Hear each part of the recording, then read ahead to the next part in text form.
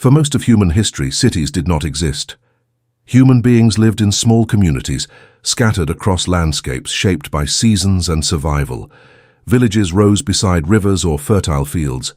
Families farmed the same plots of land for generations. Authority was local, personal, and familiar. Most people knew everyone who shared their world. Power in such societies was limited by distance. Decisions rarely affected more than a few hundred people. Knowledge traveled slowly from one community to another, carried by traders, travelers, or the gradual movement of generations. In this world, life was organized around proximity. If conflict arose, it was resolved among neighbors. If a harvest failed, the consequences were local. The scale of human society remained relatively small. Then, slowly, something new began to appear. In a few places across the ancient world, groups of settlements began to grow larger than any village had been before. Houses clustered closer together. Storage facilities multiplied. Temples rose above the surrounding landscape. Roads widened. Populations increased beyond what earlier generations would have considered imaginable. These places were different. Thousands of people lived together in permanent settlements. Many of them were strangers to one another. Food arrived from distant fields. Craftsmen specialized in tasks that had little to do with farming. Authority could no longer rely on personal familiarity. These were the first cities. At first, they did not seem destined to transform the world. They appeared as experiments in human organization, fragile, complicated, and sometimes unstable. But over time, cities did something remarkable. They changed the structure of human civilization itself. Welcome to the history of the world, where we explain how power rises, how systems endure, and how empires fall. The emergence of cities was not an accident. It was the result of a transformation that had begun thousands of years earlier. The development of agriculture. Before agriculture, most human societies survived by hunting, gathering, and moving across landscapes in response to seasonal resources. Mobility was essential. Permanent settlements were rare. Agriculture changed this relationship with the land. By cultivating crops and domesticating animals, early farming communities could produce food surpluses. For the first time, a society could generate more food than its immediate population required.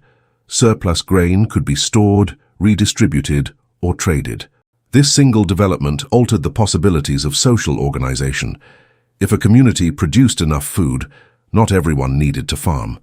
Some individuals could devote their time to other activities: toolmaking, construction, administration, religious rituals, or trade. Specialization became possible, and specialization encouraged permanence. Over generations, certain settlements grew steadily larger. Farmers from surrounding areas delivered food into central storage facilities. Craftsmen gathered where demand for their skills was highest. Religious centers attracted pilgrims and offerings. Trade routes converged where merchants could exchange goods efficiently. These settlements gradually crossed a threshold. They became cities. One of the earliest and most remarkable examples of this transformation appeared in southern Mesopotamia, around the 4th millennium before the Common Era. The city was called Uruk. Situated near the fertile floodplains between the Tigris and Euphrates rivers, Uruk grew into something unprecedented. By around 3500 BCE, it may have held tens of thousands of inhabitants, a scale of population concentration unknown in earlier human history. From a distance, Uruk did not resemble a village expanded slightly beyond its original size. It looked like a different kind of organism entirely. Massive temple complexes rose above the surrounding landscape. These structures required coordinated labor on a scale that villages could never have organized. Workers quarried stone, transported materials, shaped bricks, and assembled monumental buildings designed to dominate the skyline. Within the city, storage facilities held enormous quantities of grain collected from the surrounding agricultural regions. Administrators monitored the movement of goods. Craftsmen produced tools, pottery, and textiles, not only for local use, but for exchange with other communities. And perhaps most significantly, Uruk produced one of the earliest known writing systems, cuneiform. At first, writing did not emerge for literature or philosophy. It appeared because cities created a problem that earlier societies had never faced: complex accounting. Urban administrators needed to track grain shipments, labor obligations, and trade transactions. Clay tablets became tools for recording information that could no longer be managed through memory alone. In other words, writing began as a response to urban complexity. This was the first sign that cities were doing something profound. They were forcing human societies to invent entirely new systems of organization. But beneath the visible growth of these early cities, a deeper transformation was unfolding. Urban life altered the relationship between people and power. In a village, authority often rested with elders, clan leaders, or individuals whose status derived from personal reputation. Decisions were made among people who shared daily familiarity. Social pressure reinforced cooperation. Cities disrupted that model. In a city, most people were strangers to one another. Thousands of individuals lived within the same walls, without the personal relationships that had governed village life. Disputes became more frequent. Economic exchanges grew more complicated. Resources had to be distributed across large populations. The solution to this challenge was the invention of institutional authority. Cities required systems of governance capable of managing complexity. In the early Sumerian city-states of Mesopotamia, places such as Uruk, Ur, and Lagash, authority became increasingly structured around temples, administrative officials, and eventually kings. These institutions coordinated labor, collected resources, and enforced decisions across entire populations. At the time this development appeared practical, large communities required organization, but the creation of these systems had consequences that extended far beyond the city walls. Once power could be organized at urban scale, it could also expand beyond it. Cities became centers from which authority radiated outward into surrounding territories. Rural villages delivered agricultural surplus into urban storehouses. Officials based in the city oversaw irrigation systems, trade networks, and military forces. Urban power reshaped the political landscape. Small farming communities that had once governed themselves gradually became integrated into larger systems controlled from urban centers.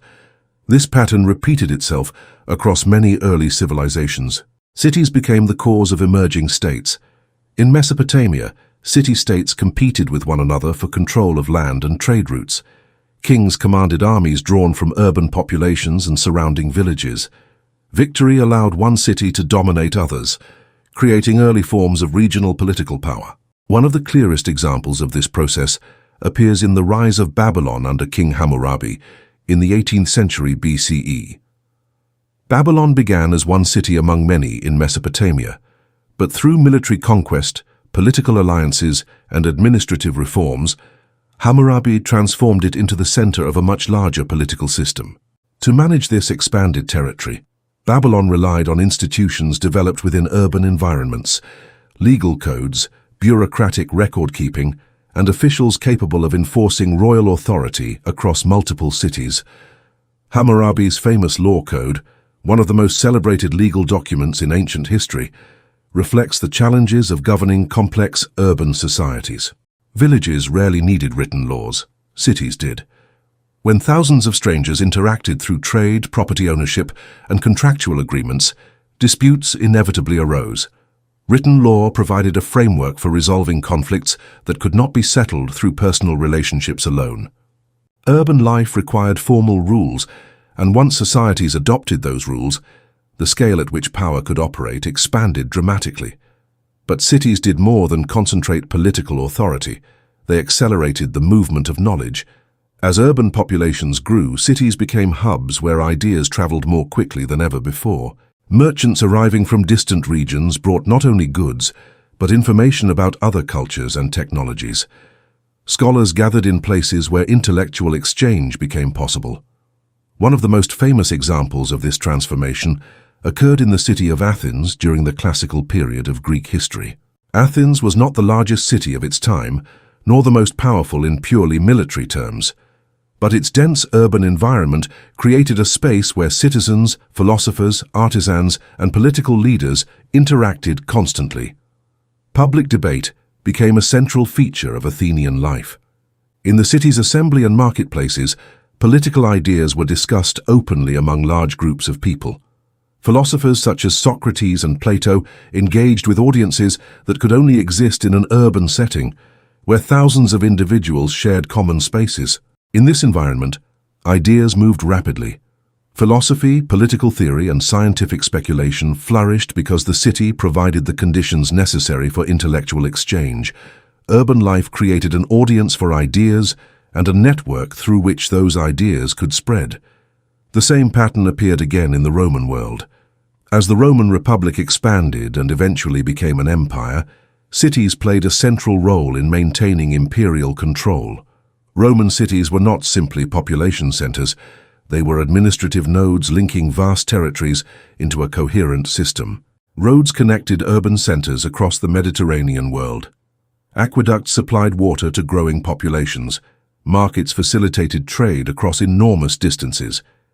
At its height, the city of Rome itself may have held more than 1 million inhabitants, a scale of urban life unprecedented in earlier history.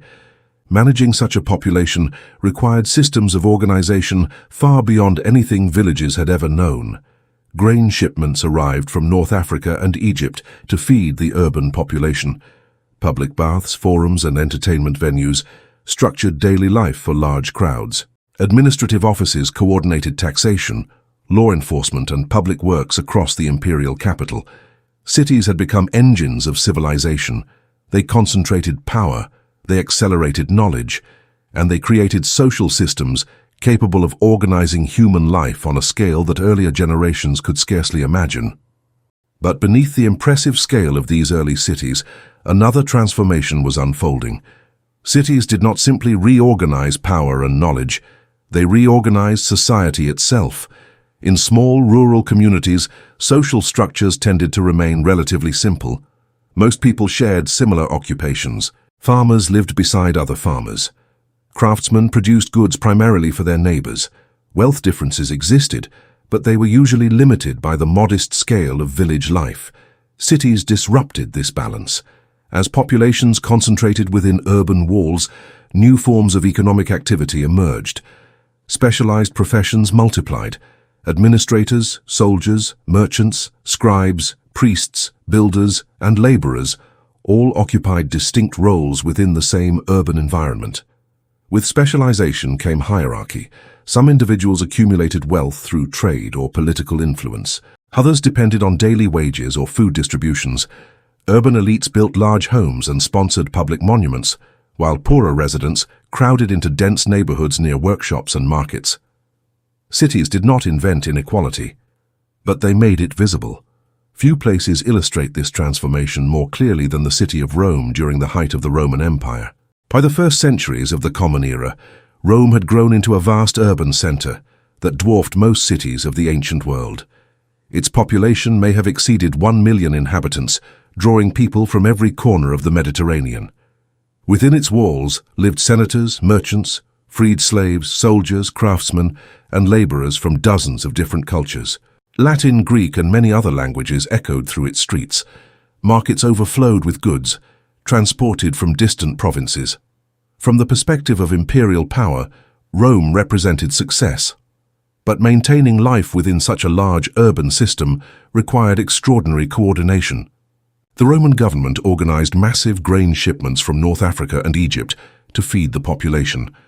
These shipments were distributed through public programs that ensured urban residents had access to food. Without them, unrest would have followed quickly. Water flowed into the city through a network of aqueducts stretching across the countryside. Public baths served thousands of citizens daily. Roads and administrative offices connected Rome to provincial cities across the empire. Cities had become the operational centers of civilization. But the concentration of people also concentrated tension. Large crowds could become political forces. In Roman cities, public gatherings in forums and arenas often carried political significance. Emperors understood that maintaining stability in major cities required not only administrative efficiency, but public spectacle. Bread and entertainment became tools of governance. Urban populations could support imperial power. They could also challenge it. This pattern appeared repeatedly across civilizations. Cities created spaces where large populations interacted daily, making social pressure, political ideas, and collective action far more visible than in rural societies. And as cities grew, another transformation followed. Urban systems began to link together. By the height of the Roman Empire, cities across Europe, North Africa, and the Middle East formed an interconnected network. Goods flowed between them through roads and sea routes. Officials traveled from one administrative center to another. Laws issued in the capital-shaped life in distant provinces. The empire functioned through its cities. Remove the cities, and the imperial system would struggle to operate. This dependence revealed both the strength and the fragility of urban civilization. When cities functioned well, they enabled extraordinary achievements. Infrastructure supported trade across continents. Knowledge circulated among scholars and administrators. Governments coordinated complex systems of taxation, law, and defense. But when cities faltered, the consequences could spread rapidly. Urban populations depended on supply networks that stretched across vast distances. Grain, timber, metals, and other resources had to arrive continuously. Disruptions to those systems could produce immediate instability. Disease also traveled more easily through dense populations. The Antonine Plague that struck the Roman Empire in the 2nd century spread rapidly through urban centers, weakening both the population and the military forces drawn from it. In such moments, the same concentration of people that allowed cities to flourish also amplified crisis. Yet despite these vulnerabilities, cities continued to expand. Throughout the medieval and early modern periods, new urban centers emerged across Europe, Asia, and the Islamic world. Cities such as Baghdad, Chang'an, and Constantinople became centers of scholarship, commerce, and administration, linking vast regions into shared systems of exchange. In Baghdad during the Abbasid Caliphate, scholars translated texts from Greek, Persian, and Indian traditions, producing advances in mathematics, medicine, and astronomy. Markets connected merchants from across Eurasia.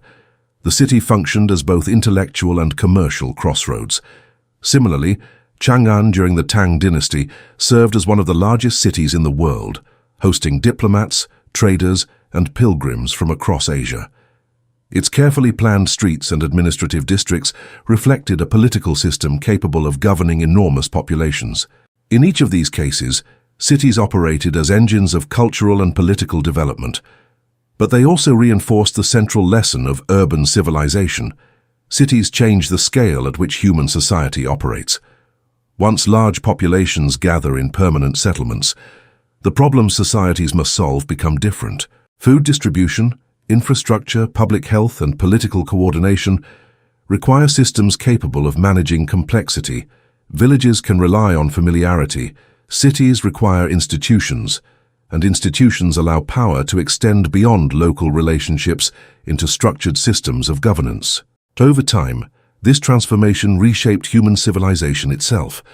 Empires rose from urban centers because cities allowed rulers to organize armies, collect taxes, and administer territories far larger than earlier societies could manage. Trade networks expanded because cities provided stable markets and logistical hubs.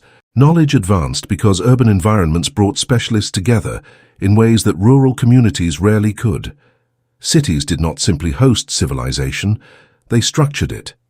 Yet the same systems that made cities powerful also created delicate balances.